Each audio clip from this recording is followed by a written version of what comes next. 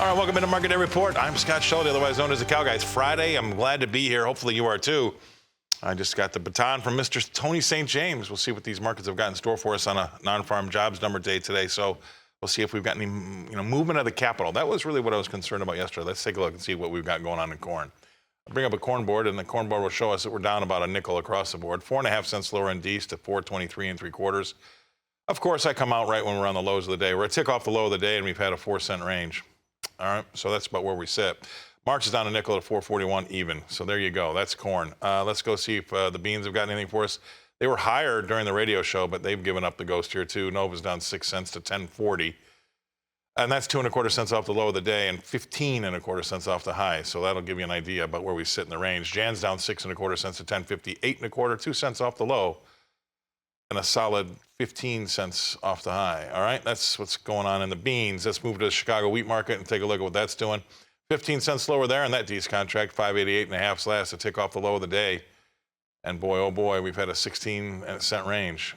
So a tick off the low of a 16-cent range is kind of negative, isn't it?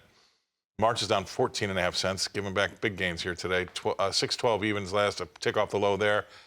And again, we've had about a 16-cent range there, just under 15.5 cents. All right, let's go from Chicago wheat to the hard red in Kansas City.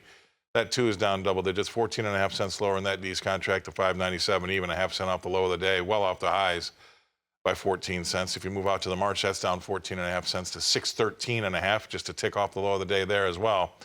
And again, 14 cents from the highs. That's hard red in Kansas City, down 14.5 across the board, and pretty much on the low of the day of a 14-cent range. All right, spring wheat in Minneapolis, let's take a look at that. Double-digit loss in the front month D's, down 10.25 cents to 6.36 even. Again, another tick off the low there, and about a dime and 3/4 cents off of the highs. All right, so that one's negative. 9 3/4 cents lower in the March, right behind it to 6.57.5, and that is on the low of the day there.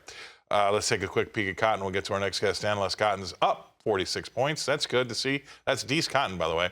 73.19 is last there, just a 10 ticks off the high in D's cotton. All right, let's bring our next guest analyst in. It's Mr. Joe Lardy, CHS Inver Grove Heights. There he is. He's got the CHS ship on his screen behind him. Oh, you bet. What do we got going on here today? What are your thoughts here, brother?